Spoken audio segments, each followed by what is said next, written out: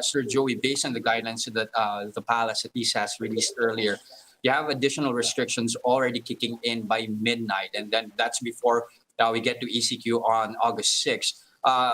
In fact, you will see closures for both indoor and outdoor dining starting tonight as well. Essentially, that's 3 weeks of stricter mobility curves. Last night, you told the big story. You support a maximum of 2 weeks for lockdowns.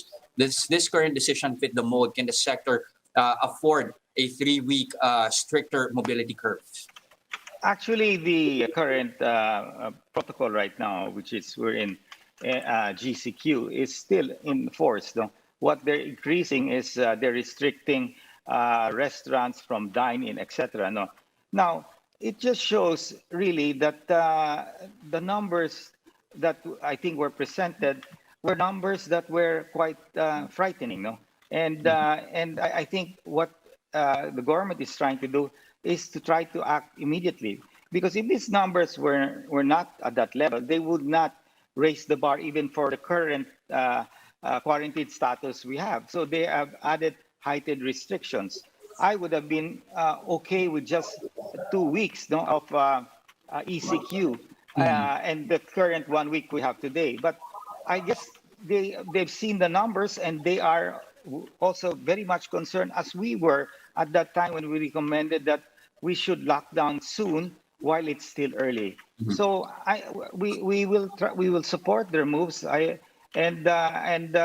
only request is that we allow the fully vaccinated people who have at least 2 full doses of vaccine to be able to move out, and do what they have to do. Anyway, that's why we gave them the vaccine. So I believe that, and hopefully they would consider that, to give mobility to the fully vaccinated people. No? By mobility, sir, can we be more exact here? What at least are you expecting? What kind of leeway at least are you expecting for those who are fully vaccinated during the ECQ period?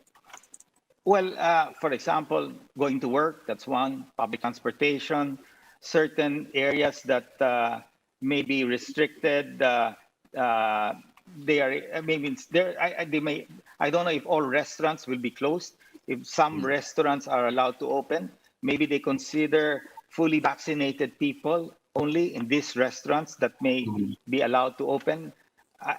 What I'm just trying to say is that we should allow the vaccinated people greater mobility. Okay, now also you have NEDA projecting 440,000 to actually go jobless during the period. And the government's still on the lookout here for funding sources when it comes to Ayuda. Which sectors do you deem will be most affected, and what preparations are these industries doing ahead of ECQ?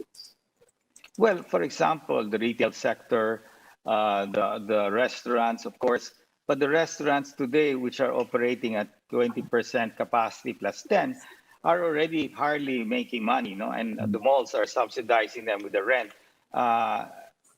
All of these are challenges that we face today, what we're trying to see is that we have a new variant at bay.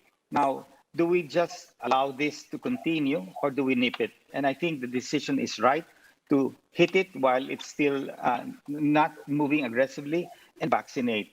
And the way I look at it, down the road, more people will want to be vaccinated if they see that the vaccinated people are well protected. And here, it's you've seen it all over the world.